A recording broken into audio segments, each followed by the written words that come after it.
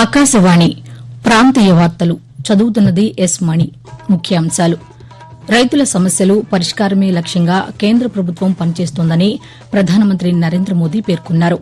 విజయవాడ హైదరాబాద్ల మధ్య green field express highway నిర్మించనున్నట్లు కేంద్ర road రవాణా, జాతీయ రహదారుల శాఖ మంత్రి నితిన్ గడ్కరీ వెల్లడించారు.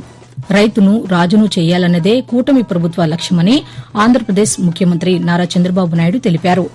ప్రపంచ స్థాయిలో పోటీ పడాలనే ఉద్దేశంతోనే తెలంగాణలో స్పోర్ట్స్ పాలసీని తీసుకువచ్చినట్లు ముఖ్యమంత్రి రేవంత్ రెడ్డి స్పష్టం చేశారు. తెలంగాణలో సబ్ రిజిస్టార్ కార్యాలయాలను పునర్వ్యవస్థీకరిస్తున్నట్లు రెవెన్యూ శాఖ మంత్రి పొంగులేటి శ్రీనివాసరెడ్డి పేర్కొన్నారు.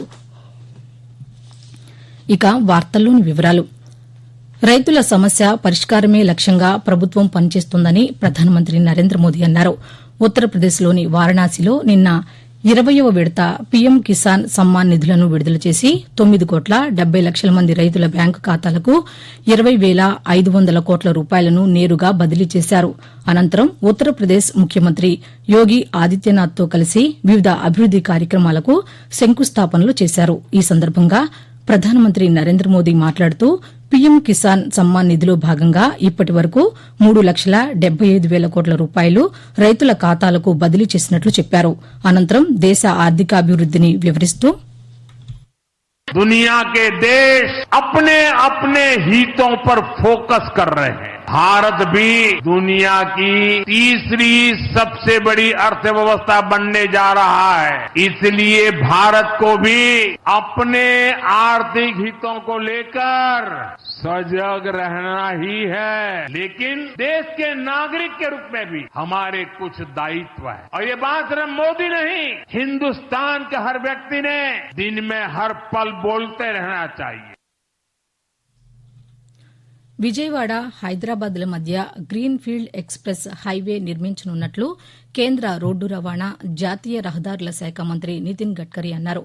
ఆంధ్రప్రదేశ్లోని గుంటూరు జిల్లా మంగళగిరిలో ముఖ్యమంత్రి నారా చంద్రబాబు నాయుడు, ఉప ముఖ్యమంత్రి కె పవన్ కళ్యాణ్, పలువురు కేంద్ర రాష్ట మంత్రులు కలిసి నిన్న వివిధ జాతీయ రహదారులకు ప్రారంభోత్సవాలు, శంకుస్థాపనలు చేశారు. ఈ సందర్భంగా కేంద్ర మంత్రి నితిన్ గడ్కరీ మాట్లాడుతూ ఏ దేశమైనా ఆర్థిక ప్రగతి సాధించాలంటే రహదారుల పాత్ర ఎంతో కీలకమన్నారు. దేశంలో రవాణా వ్యయం 16% ఉందని, దీనిని 9% తగ్గించాలని లక్ష్యంగా పనిచేస్తున్నట్లు చెప్పారు. గ్రీన్ హైడ్రోజన్ దే భవిష్యత్తు అని ఆయన పేర్కొంటూ हाइड्रोजन ट्रायल के लिए 10 रूट पर काम कर रहे हैं. आंध्र प्रदेश में ये जो विशाखापट्टनम से बय्यावरम ये प्रोजेक्ट लिया है, वॉल्वो को दिया है. अब टाटा ने हाइड्रोजन फ्यूल सेल का ट्रक लॉन्च किया, जिसका मैंने इनॉग्रेशन किया है. और आईसी इंजन, डीजल और पेट्रोल का, उसमें भी हाइड्रोजन डाल के गाड़ियां चल रही है. मैं चंद्रा बाबू जी को विशेष रूप से अनुरोध करूंगा, ये हाइड्रोजन ये भविष्य है और आप वैसे ही आप उसमें अच्छा काम कर रहे हैं. थोड़ा ये प्रोजेक्ट के आधार पर आप हाइड्रोजन का बढ़ाने के लिए भी मदद करिए.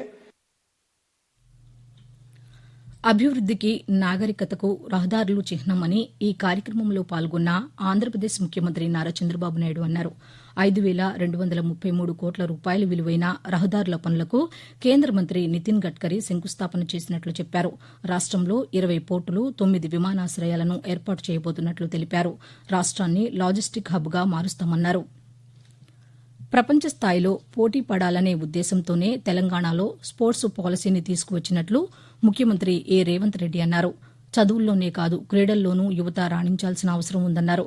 హైదరాబాద్లోని హెచ్ఐసిసిలో నిన్న జరిగిన తెలంగాణ స్పోర్ట్స్ కాన్క్లేవ్లో తెలంగాణ స్పోర్ట్స్ పాలసీని ముఖ్యమంత్రి ఆవిష్కరించారు. ఈ సందర్భంగా పలు సంస్థలతో ప్రభుత్వం ఒప్పందాలు చేసుకుంది.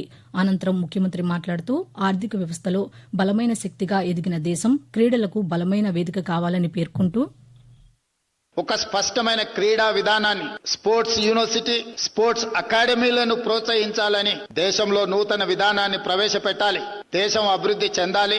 ఒక బలమైన ఆర్థిక వ్యవస్థగా ఎదుగుతున్న ఈ దేశం ఒక బలమైన క్రీడలకు వేదిక కావాలి అని మా ప్రభుత్వం ఆలోచన చేసింది. అందుకే మా విజన్ డాక్యుమెంట్ తెలంగాణ రైజింగ్ 2047లో స్పోర్ట్స్ పాలసీ కూడా ఒక చాప్టర్ పెట్టి సమాజంలో సక్సెస్ స్టోరీ ఉన్న వాళ్ళందరినీ ఒక వేదిక మీదకి తీసుకొచ్చినాం. ఆకాశవాణి ప్రాంతీయ వార్తలు వింటున్నారు.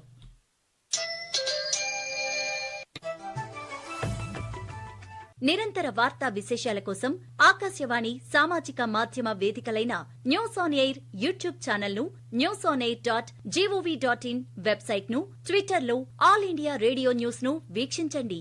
తెలుగు ప్రాంతీయ వార్తా విశేషాల కోసం ఆకాశవాణి న్యూస్ విజయవాడ మరియు Akashvani news Visakhapatnam YouTube channels ను వీక్షించండి.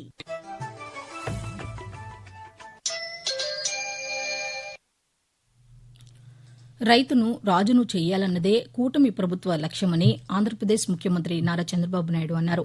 ప్రకాశం జిల్లా దర్శి మండలం వీరాయపాలెంలో నిన్న అన్నదాత సుఖీభవ, పీఎం కిసాన్ సమ్మాన్ నిధిని పథకంలో భాగంగా అర్హులైన రైతుల ఖాతాల్లో తొలి విడతగా ఒక్కొక్కరికి 7,000 రూపాయల చొప్పున 46,85,000 మంది బ్యాంకు ఖాతాల్లో 2,343 కోట్ల రూపాయలను బదిలీ చేశారు. వచ్చే సీజన్కు వెలిగొండ ఫేజ్ 1ను పూర్తి చేసి ప్రకాశం జిల్లాకు కృష్ణా జలాలు అందిస్తామన్నారు. ఈ నెల 15 నుంచి మహిళలకు ఉచిత బస్సు అమలు చేస్తామన్నారు. తెలంగాణలో సబ్ రిజిస్టార్ కార్యాలయాలను పునర్వ్యవస్థీకరిస్తున్నట్లు రెవెన్యూ శాఖ మంత్రి పొంగులేటి శ్రీనివాసరెడ్డి వెల్లడించారు.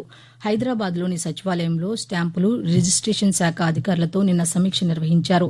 ఈ సందర్భంగా మంత్రి మాట్లాడుతూ కార్పొరేట్ స్థాయిలో శాశ్వత భవనాలను నిర్మించాలని నిర్ణయించినట్లు తెలిపారు. 4 జిల్లాల్లో 9 సమీకృత సబ్ రిజిస్టార్ భవనాలు నిర్మించనున్నట్లు చెప్పారు. త్వరలో గచ్చిబౌలిలో భవన నిర్మాణానికి శంకుస్థాపన చేసేందుకు ఏర్పాట్లు చేయాలని అధికారులను ఆదేశించారు. రైతుల అభ్యున్నతే కేంద్ర ప్రభుత్వ లక్ష్యమని కేంద్ర హోంశాఖ సహాయ మంత్రి బండి సంజయ్ అన్నారు. కరీంనగర్ జిల్లా చొప్పదండిలో పీఎం కిసాన్ ఉత్సవ్ దివస్ కార్యక్రమంలో పాల్గొన్న ఆయన మాట్లాడుతూ ఎరువులను రైతులకు సబ్సిడీపై అందించేందుకు కేంద్రం 11 లక్షల కోట్ల రూపాయలకు పైగా ఖర్చు చేస్తుందన్నారు. అనంతరం జిల్లా పరిషత్ ఉన్నత పాఠశాల విద్యార్థులకు సైకిళ్లను పంపిణీ చేశారు. గుంటూరు పార్లమెంటు నియోజకవర్గ పరిధిలో 7 నూతన పై వంతెనలను నిర్మించడం ద్వారా ట్రాఫిక్ సమస్యకు శాశ్వత పరిష్కారం చూపనున్నట్లు కేంద్ర గ్రామీణాభివృద్ది, కమ్యూనికేషన్ శాఖల సహాయ మంత్రి డాక్టర్ పెమ్మసాని చంద్రశేఖర్ తెలిపారు.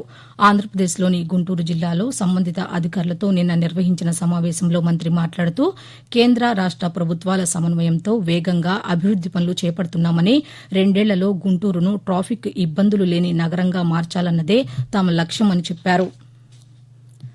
నగరాలు, పట్టణాల్లో మౌలిక సదుపాయాల కల్పనకు ప్రభుత్వ నిధులపై ఆధారపడటాన్ని తగ్గించడానికి ప్రజలు, ప్రైవేటు భాగస్వామ్యం వంటి నూతన విధానాలను అన్వేషించాలని ఆంధ్రప్రదేశ్ పట్టణాభివృద్ది శాఖ కార్యదర్శి ఎస్ సురేష్ కుమార్ అధికారులను ఆదేశించారు. నగరపాలక సంస్థల కమిషనర్లతో నిన్న దృశ్య మాధ్యమ సమావేశాన్ని నిర్వహించారు. పట్టణ స్థానిక సంస్థలలో ఆర్థిక క్రమశిక్షణ అమలుకు సమగ్ర కార్యక్రమాన్ని నిర్వహించనున్నట్లు చెప్పారు. పన్ను వసూళ్లతో రాబడిని పెంచాలని ఆదేశించారు. భారత్, ఇంగ్లాండ్ జట్ల మధ్య లండన్లోని ఓవల్లో జరుగుతున్న క్రికెట్ 5వ టెస్టు మ్యాచ్లో 3వ రోజు 2వ ఇన్నింగ్స్లో భారత్ 396 పరుగులు చేసి ఆలౌట్ అయింది. ఈ క్రమంలో ఇంగ్లాండ్కు 372 పరుగుల లక్ష్యాన్ని నిర్దేశించింది. 2వ ఇన్నింగ్స్ మొదలుపెట్టిన ఇంగ్లాండ్ ఆట ముగిసే సమయానికి 50 పరుగులు చేసి 1 వికెట్ను కోల్పోయింది.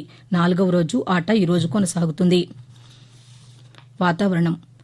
ఆంధ్రప్రదేశ్ యానం దిగువ ట్రోపో ఆవరణంలో నైరుతి, పశ్చిమ దిశగా గాలులు వీస్తాయని అమరావతిలోని వాతావరణ కేంద్రం తెలిపింది. దీని ప్రభావంతో రాష్టంలోని పలు జిల్లాల్లో తేలికపాటి నుంచి మోస్తరు వర్షాలు కురిసే అవకాశం ఉందని వాతావరణ శాఖ అధికారి ఎం వెంకట్రావు తెలియజేస్తూ, ఈ రోజు కోస్తా ఆంధ్రప్రదేశ్ యానాంలో తేలిపాటి నుంచి మోస్తరు వర్షాలు 1 లేదా 2 చోట్ల కురిసే అవకాశం ఉంది. బలమైన గాలులు గంటకు 40 నుంచి 50 కిలోమీటర్ల వేగంతో వీచే అవకాశం ఉంది. ఇక రాయలసీమలో ఈ రోజు తేలిపాటి నుంచి మోస్తరు వర్షాలు 1 లేదా 2 చోట్ల కురిసే అవకాశం ఉంది. భారీ వర్షాలు 1 లేదా 2 చోట్ల కురిసే అవకాశం ఉంది. ఇక మరోవైపు తెలంగాణలో ఈరోజు తేలికపాటి నుంచి మోస్తరు వర్షాలు కురిసే అవకాశం ఉందని హైదరాబాద్లోని వాతావరణ కేంద్రం తెలిపింది. ప్రాంతీయ వార్తలు ముగించే ముందు ముఖ్యాంశాలు మరోసారి. రైతుల సమస్యలు పరిష్కారమే లక్ష్యంగా కేంద్ర ప్రభుత్వం పనిచేస్తోందని ప్రధానమంత్రి నరేంద్ర మోదీ పేర్కొన్నారు. విజయవాడ, హైదరాబాద్ల మధ్య గ్రీన్ ఫీల్డ్ ఎక్స్ప్రెస్ హైవే నిర్మించనున్నట్లు కేంద్ర రోడ్డు రవాణా, జాతీయ రహదారుల శాఖ మంత్రి నితిన్ గడ్కరీ వెల్లడించారు. రైతును రాజును చేయాలన్నదే కూటమి ప్రభుత్వ లక్ష్యమని ఆంధ్రప్రదేశ్ ముఖ్యమంత్రి నారా చంద్రబాబు నాయుడు తెలిపారు. ఆకాశవాణి ప్రాంతీయ వార్తలు ఇంతటితో సమాప్తం. తిరిగి 7:05 జాతీయ వార్తలు వింటారు.